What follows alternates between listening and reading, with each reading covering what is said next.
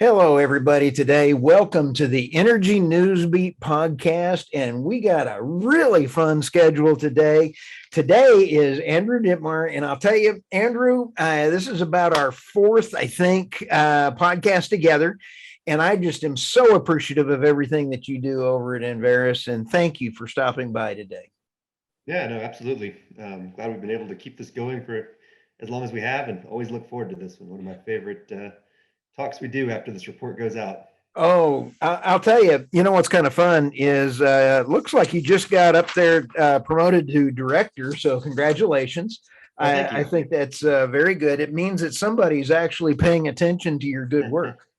So, um, You always wonder as an analyst, you send out your notes and you hope somebody's looking. So absolutely. And for those that don't understand Enverus means data.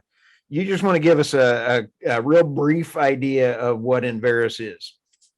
sure. So yeah, we're a data-focused oil and gas, I guess, technology company, and provide a really broad range of tech-driven solutions to various issues in oil and gas, anything from accounts and payroll management to what I do, which is more analysis of the business side. We focus on geology, well results, stock performance, and then my particular area of expertise, mergers and acquisitions. We put out reports that go to clients, as well as providing databases that people can use to access our information. And so, one of the things that we're talking about today is you guys put out a really cool quarterly report. And I mean, there is, speaking of data, holy smokes, I was going through it and it's like lots of data in here. And when you take a look, it looks like you guys came up with in Q4, we had $9 billion in M&A, and for the year was 6 billion. Can you talk a little bit about where those numbers come from? Sure. So, yep, transacted about 9 billion in Q4, which brought our total to I think about 66 billion for the year. Right. So we're up about 25% year over year versus what we did in 2020, which was the first year of our COVID influence market. But we're still off of the average that we had from 2015 to 2019, which was running about 72 billion. And we've had a lot of big deals, so it feels like an extremely busy M&A market, but activity has been pretty variable. Just within 2021, we went, I think, from a high of 34 billion in Q2 down to about 18 billion in Q3 and then 9 billion in Q4. So we've about halved activity each quarter. Yep. I'm sure we'll get into this more in the talk, but basically what we've seen is a selection of large multi-billion dollar deals. I think the number of $1 billion+ deals transacted is pretty much back to its pre-COVID average, but we haven't seen the sort of bread and butter, say 100 to 500 million A&D type market that we had before COVID. So that's maybe adding a little bit of variability to the M&A market and keeping the number of total deals transacted and the total value down a bit, even though when you read the headlines and you see the amount that oil and gas is brought up in sort of the broader media, it feels like we're in this exceedingly busy environment. When we talk about the five biggest deals, you got it outlined all nice. You got Continental, Southwestern Energy, Earthstone, Paloma, and Diversified, and Tapstone, Goodrich, good people over there. So you want to go through just some of the bigger deals, and it looks like the Haynesville, Delaware, and those were the really big ones in there, so tell us a little bit about the big boys in all of these, and also the plays, because the Haynesville's big natural gas. So we got about 19 questions for you in here. Sure. Yeah, Delaware and Haynesville is definitely where the activity was, both in Q4 and really throughout 2021. And so you can see those plays each representing one commodity. I think Delaware has been your go-to spot for oil deals, and Haynesville, obviously, like you said, big gas play. So it's been your go-to spot for gas deals. And I think that speaks to public companies really wanting to go out and add some inventory. They're generating great cash flow right now, and that's being reflected in their stock prices. It's so strange on a day like today for an energy analyst, not this for a few years, to see energy in the green and the rest of the market red. I felt like my entire career watching that in the other direction. But so they're doing great. I mean, generating cash flow. Hopefully, we're still somewhat in the green. Sorry, I'm not ignoring you. I'm just looking. Oil's at 84.78, and nat gas is at 430, and Brent looks like it's at 84.25. Wow. Is WTI over Brent? Is it? I haven't looked today. Boy, that's weird. Anyway, I'm probably cross-eyed and looking at it wrong, but I do the same thing. Open up the charts. It's like I need to get my eyes checked. These are definitely numbers that it felt like we weren't ever going to see again. We all remember the sell-off in 2014, hitting them on the way down. And, oh, no big deal. We'll be back here someday. And then years like, boy, we're never going to get back there. So it's been a good time to be in energy. Yeah. Companies are doing well. They want to keep the good times rolling, and that's going to require having plenty of high quality inventory. Right. One of the question marks for the industry in shale is, okay, we're doing great by drilling our best locations. How many of these locations do we have? And can we sustain this for the next 5 to 10 years? And right. So the companies, that's no problem. If you're a Pioneer, Diamondback, one of the guys that's big in the Permian, you have lots of tier 1 stuff. You've got 20 years of inventory or more. Right. Unfortunately, some companies in other plays don't have that luxury. And so Continental would be one example of that. They're big in the Bakken, which is a great play, fantastic rock. Just doesn't have the inventory stack that the Permian, say, would, and it's been drilled really heavily for the last 10 years. Some of these core locations were how companies, right, those lean years that we had in 2015, 2016, 2017, you go out and you high core and drill your best locations. Right. That's a finite resource, and as you work through that, you need to go out and look at, okay, what are some other areas we can add? Bakken, Eagle Ford doesn't have the resource stack, a little more mature, drilled up. Midland is great rock, but people don't want to part with it. A lot of that is locked up by a few big publics and private companies. And so you go out, okay, where are high quality locations available? And on the oil side, the Delaware is a big answer to that. Yep. So that's where you see companies like Continental that wasn't previously in the basin want to go out and find a position of scale. And that's what they were able to do with the Pioneer deal. Pioneer is one of those companies in the other camp that's inventory rich. So they acquired these Delaware assets in their purchase of Parsley back in late 2020. Yep. Good assets, stack up great in the overall North American resource stack, but maybe not competitive with the best of the best that Pioneer is sitting on in the Midland. Right. So they were interested in monetizing, but looked really good if you're a Continental and looking to go out and build that inventory runway. So that was our headliner from Q4. And a pretty natural follow-on. Whenever you see a big wave of corporate consolidation like we had, you expect there's going to be some follow-on non-core asset sales as companies sort of dig through these portfolios and figure out what they don't need anymore or what they've newly acquired that they don't particularly want. So Continental obviously took advantage of that to move in. And Southern Delaware maybe is a little more challenging than the northern part of the basin, but again, still great rock. Continental's a great operator. It's done really good things, good engineering team. And so it'll be exciting to see what they can do with this asset. Cool. And so when you talk about free cash flow and you talk about, so it's easier for the oil companies to come in and say, we're going to buy these assets because they're either already producing and it's not going to just be coming in and they can then drill the offset wells and all of those kind of things. So it makes it easier for the investors to say, yay, go ahead. And, they're not going to get penalized anymore like they did before, right? Sure. Yeah. No, we've got a lot of your questions floating around, so I don't want to miss any of them, but to tackle what you're talking about there, one of the things that makes buying attractive is that prices are still pretty reasonable. And I think that's being driven by exactly what you said. These deals need to be accretive on free cash flow. They need to be producing. The old days of going out and buying 3 wells and a big chunk of land with great plans for the future and paying, gosh, what are these numbers we saw, 20, 30, 40,000 an acre in the Permian a few years back are pretty well gone. So on deals like the Continental Pioneer, I think after running our numbers and doing the math, we saw that it's somewhere around 10,000 an acre, maybe 800,000 per location. So still pretty modest pricing relative to what you saw a few years back, and a big PDP component on that. And so when you look at what these are trading at on a cash flow multiple, they're mostly trading around, say 3.5 times cash flow, under 4 even for assets that have quite a bit of inventory on them. So that's necessary, I think, to get that investor support, is that you need to show that, hey, these are going to be accretive out of the gate. We're going to build our cash flow base, and at the same time add some inventory that's going to be helpful down the road. Also, we always talk about how good the Marcellus is up there, and it didn't seem like there was a lot of activity in the Marcellus this time. Can you tell us a little bit of what's going on up over there, or why it wasn't any hit on what you think? Sure. So a couple different issues going on in the Marcellus. One that affects the M&A market, but isn't primarily an M&A issue, is the takeaway capacity in the play. That's been a big Right. issue in the industry, that as you look to grow volumes, the pipe isn't really there to get it to market, and you're dealing with pretty unfriendly, I guess, might be hopefully not too strong of a word, political regimes in the states that you need to cross with those pipelines. So It- while it's you know, challenging anywhere, it's particularly difficult, if you're looking at building in New York versus Texas or Louisiana or Oklahoma.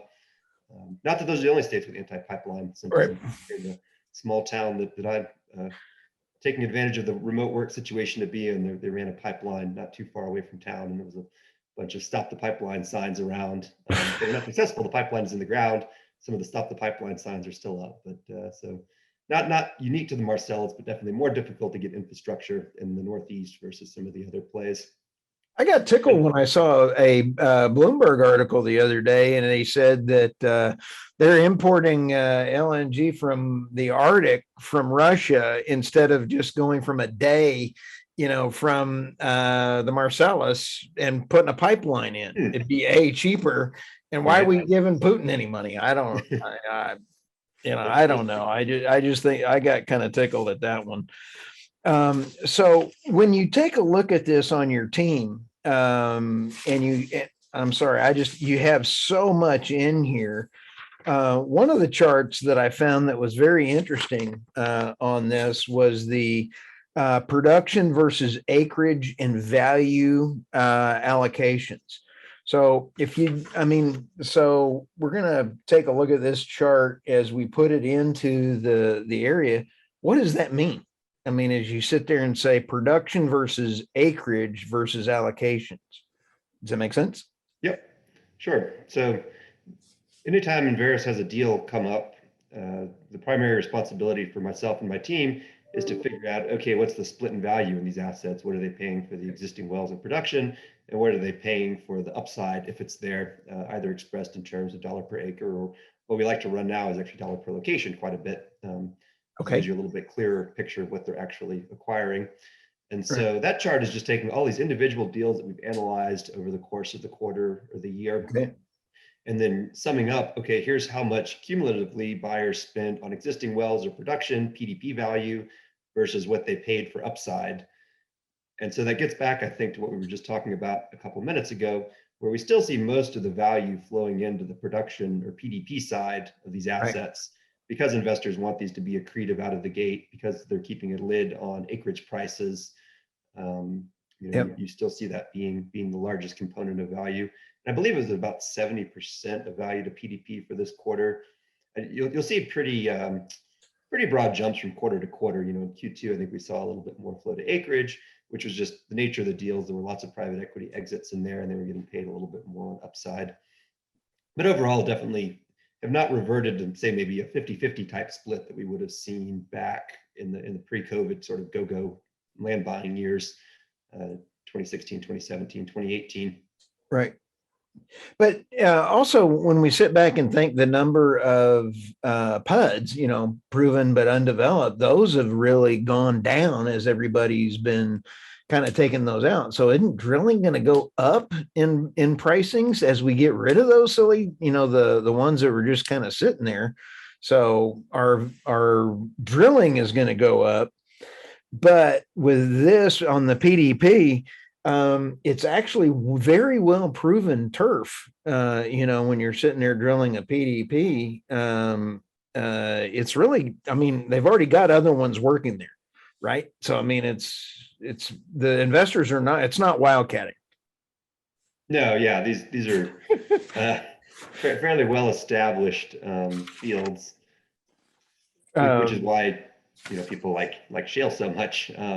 Sometimes we got frustrated by shale's inability to generate free cash flow, and you why don't we go look back at conventional or Gulf of Mexico, and then you go out and you drill a $30 million dry hole, and you're like, those shale fields are actually pretty nice, where you're pretty consistent on what you're going to get. So yeah, the big questions now are more around spacing, completion design, you know that the wells are going to be productive. It's just a matter of how do you maximize the economics Right. relative to the cost of the well. And the exploratory phase in shale, like you said, is really done. I mean, I don't think there's any big undiscovered shale fields out there. You revisit some of the other intervals and some of the existing fields, sometimes successfully, sometimes not. I think Austin Chalk and the Eagle Ford has been one of the more successful redevelopments or returns here lately. You've seen some strong well results, sort of up and down the trend. Obviously, in the Permian, there's a great resource stack there. And you'll see people say, okay, we're doing well in the Wolfcamp B. Can we go drill the Wolfcamp AB? Or I don't know. There's some I might lose track. But yeah, I mean, there's not really much in the way of wildcatting. We're not going to go out and find a new shale field. We're really not even going to expand the productive margins of the existing shale fields too much, I don't think. That was a big thing, again, a few years ago, and private equity sort of led the charge on is, okay, the well results are good on this pasture. Can we move one ranch over, lease some acreage and drill a well, and let's see how it goes? And I think we've pretty much figured out where it dies off, at least at the prices that we're likely to see. Right. Do you see the PE firms getting more involved, or do you see them going more public? I mean, because you do have some good information in here, and then even the IPO later on. So where do you see this is going? PE getting bigger, public's doing more? I'm throwing a tough one at you here because the crystal, the Andrew crystal ball is going to be a little tough here for you on that one. No, yeah, it's always fun to try to read the tea leaves on this and figure out what's going to happen. And private equity, they're so great about disclosures. Just really a clear industry that we have all the information we could possibly want on. It's really hard to just know what those guys are up to. I think one of the key parts of their business is being secretive, and they're sometimes a bit paranoid. They don't want to let their competitors know what they're up to. So we generally know when they sell because it goes to a public company, and obviously with a public company you get great disclosures. And so PE sales are relatively easy to track, and we've seen a lot of those this year. That's been a primary driver of activity. Right. A lot of investments that have been outstanding for, say, 3 to 5 years, which is sort of the time frame that these firms generally commit to on a capital deployment. Right. I think some of them were getting slightly concerned about how easy it was going to be to unwind some of these investments, and then sort of public buyers step back in, and we had an active market, and they were able to monetize some of those. I think the willingness of PE firms themselves to take equity also facilitated that deal market quite a bit. In prior years, we'd seen mostly cash paid to PE sellers, but this year we saw a pretty high willingness on these bigger deals, especially early in the year, to take equity, which ended up being a great decision for them. Some of them were able to sell their assets at a pretty nice headline price, and then you look at how the stock of the buyer performed in the next 6 months, and they added another 30, 40, 50% to the deal value because the equity they took went up in value. So that worked out well. Yeah, net seller, but that doesn't mean that they're leaving the industry. They're coming back in as well. Right. We've seen some, the deal you called out near the start, Paloma picking up Goodrich was one of the bigger PE entries we saw, which was really interesting because the Haynesville otherwise has been pretty well dominated by this private to public shift. We saw Indigo exit, GEP Haynesville, Vine sell, which sold as a public company, but they'd only been public for about 6 weeks, and Blackstone still owned most of the stock. So we'll call that a quasi PE exit. But Paloma and Catback Company went the other direction and bought in, took out Goodrich, which didn't really have the scale to be competitive, was sort of treading water in the public markets. So, and then interestingly, the team that bought them from EnCap is a pretty traditional, I guess, PE style team where they tend to buy an asset, enhance it, improve it, and then look to sell it down the road. So we've seen some PE firms recently shift more towards this distribution model versus the sale model, where we're not going to rely on the liquidation event to get money back to our sponsors. We're going to go out and buy a PDP heavy cash flowing asset. We're not as concerned about the sale as how much revenue we can generate, and then we're going to get that back to our LPs in the form of distributions. Right. But this Haynesville investment looks a little bit more old school in terms of going out and buying an asset. And I imagine they'll look to flip that back into the public markets at some point in the next 5 years or so. Yep. So yeah, PE definitely still active in the space. Some of these plays that aren't as attractive to public companies, plays like the Bakken, the Eagle Ford, legacy areas, that I think are where they're going to be shopping. They're always looking for value in the market and where there may be a little mismatch in pricing. Right. I think the challenge for private equity firms at this point, not to steer the conversation too far off of the core, but it's probably more around fundraising. If you've got a lot of dry powder already sitting there, and I know, EnCap is Yep. one of the firms I think that has quite a bit, you're in good shape, and there's some opportunities to deploy that. If you're going out and looking to raise new funds, it's not impossible, but it's more challenging than it has been in prior years, both because of a combination of oil and gas sort of getting a bit of a stigma around the returns it was able to generate in prior years, which we've been able to fix, and then the sort of, I guess, social distaste in oil and gas investments, which we're working on fixing by being more responsible and addressing these ESG issues and showing how energy can be a key and is a key part of the energy. Oil and gas is a key part of the energy stack going forward. You've kind of entered into my next questions here, and I'm the thing I got really tickled with is the COP26. They actually announced, the thing in Europe, and they said, oh, by the way, natural gas is now renewable. They're kind of doing the old switch of the roux here. And then with the Biden administration, with the infrastructure bill, they've now said natural gas is renewable because they can't get to renewable, carbon net zero without natural gas. So ESG, how cool is that natural gas is now considered, renewable and an ESG? Go figure this out. Right. And your deal by commodity in this chart here, this report is fabulous. Everybody needs to go to the Enverus site, register, and get the report. Not that, I'm not going to give Enverus another plug, but holy smokes, they're great data and everything else. You're seeing gas versus oil and gas. Which kind are you seeing the deal value by commodity? Even though you may get a lot of gas, oil with a higher price seems to be getting a better price on that. But natural gas is now greener, so go figure that one out. Which one do you think is coming around the corner for more? What's available? Do you think that the market is going to bear, oil or gas on the M&A type stuff? Sure. We see both, obviously. Traditionally, U.S. M&A markets are going to have a higher deal value percentage in oil. There's more oil plays, they're bigger. For the U.S. independents, which are the ones that do most of the wheeling and dealing here, oil is still a primary focus. There are obviously gas-focused companies out there, and a few like Coterra, which is the combination of Cimarex and Cabot, which actually like what they did. That hey, sometimes one commodity is going to outperform the other. We don't think it makes sense to be purely gas or purely oil. Let's say a great gas company and a great oil company, marry them together, and we can allocate capital wherever it makes the most sense. Market was a little bit cool to that one when it first got announced, but they were able to close it, and I think it makes reasonable sense from a business perspective. So the focus of U.S. independence, the level of oil plays and the scale that are out there relative to gas, oil generally predominates on the commodity mix. I was actually a little bit surprised we didn't see more gas deals in 2021, just given how strong prices were, the tailwind from what you said, that it's sort of working its way into these ESG goals. There's so many long-term secular bull indicators for U.S. gas. I mean, you have our own domestic consumption that the administration seems to be fairly supportive of. Gas is a key feedstock in pet chem, and we've all seen the inflation numbers and how high raw material prices are. Chemical prices are high too, so big pet chem development. And gosh, seems like every few months I see another big development announced somewhere between Louisiana and Corpus Christi here in Texas.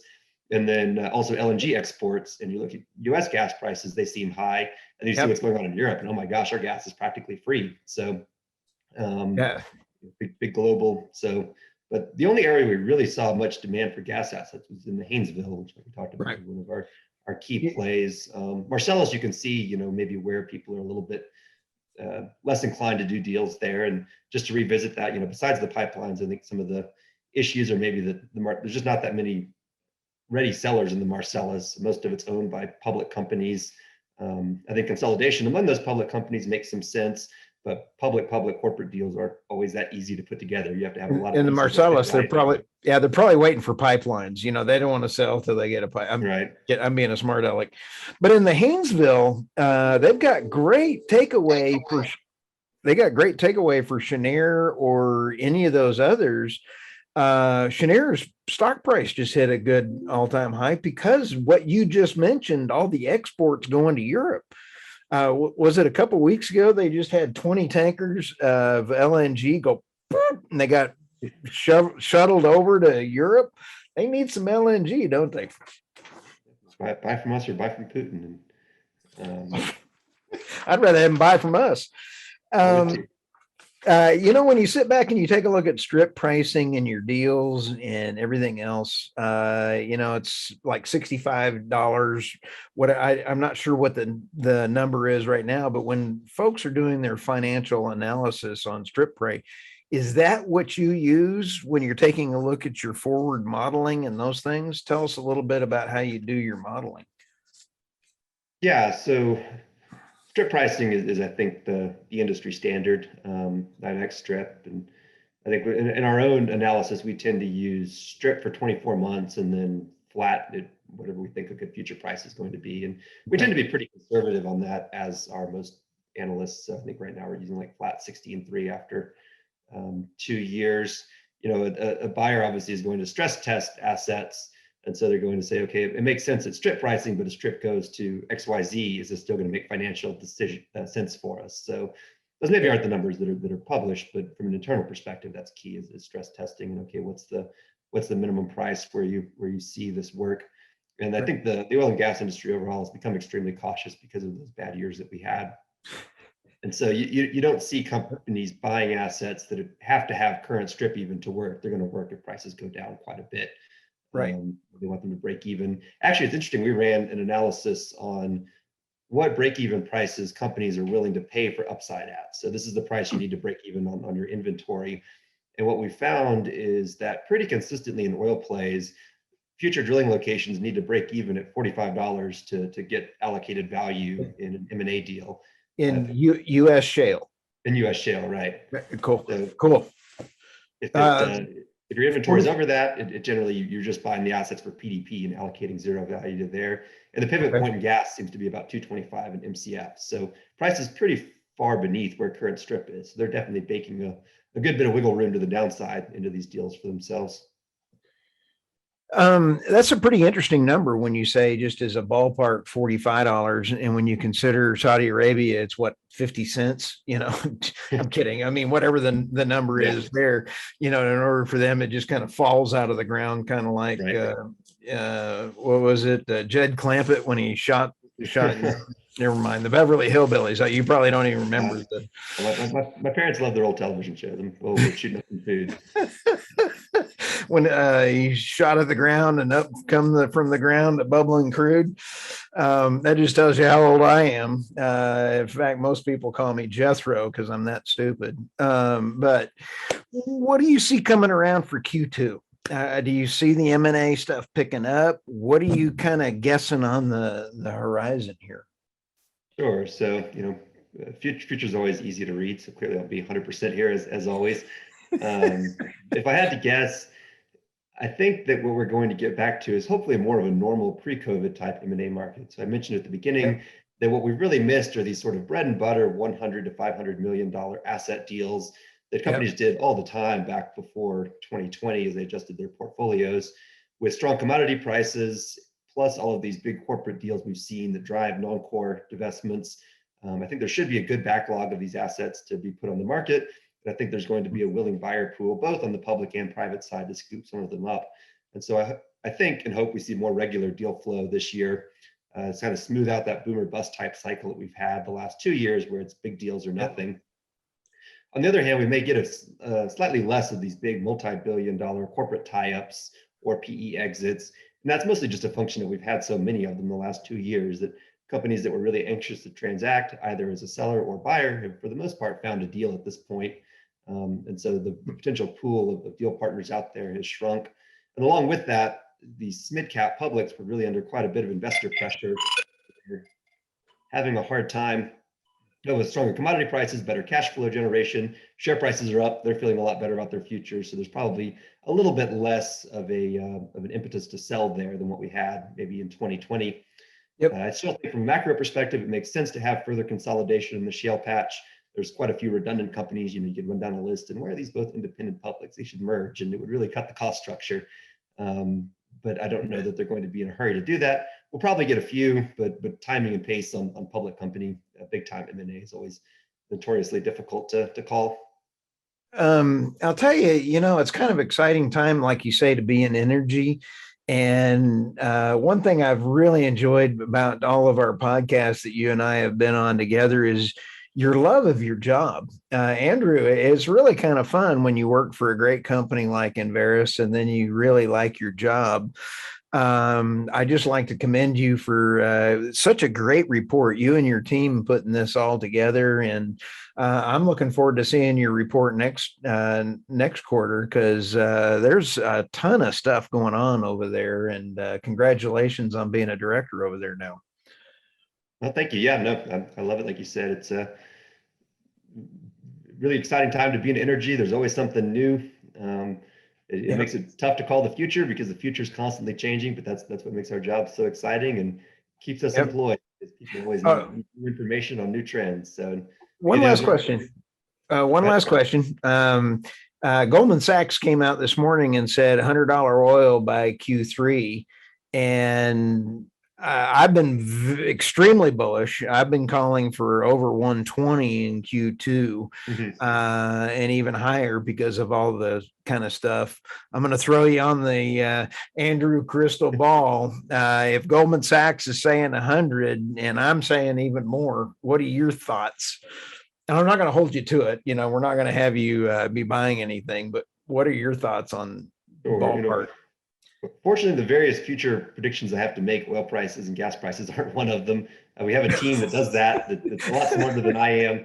I have all kinds of degrees I never would have attempted. And I really enjoy hearing them talk and run through the numbers on this type of thing. I think relative to the market, we're actually, as a firm, maybe slightly bearish on oil, not negative on pricing, but we're coming in beneath where Goldman and some of these other predictions are. So, and personally, I really, I look at the deals rather than the prices, and like what we talked about, we tend to use strip and then even take a little bit of a conservative look past that. So, I'm bullish on deals at these commodity prices, and so I think that's my take going forward. I'll tell you, that's a fantastic, Andrew. You're going to be running for office next year, because that was an excellent political question answer. And by the way, the folks over at Enverus, I'm going to give them a shout out again. Great job. Again, thank you, and we'll see you next quarter, Andrew. I do appreciate it. All right, great. Yep, always look forward to this, and great questions. Enjoyed the chat. Thanks so much for having me on. Sounds great. Thanks.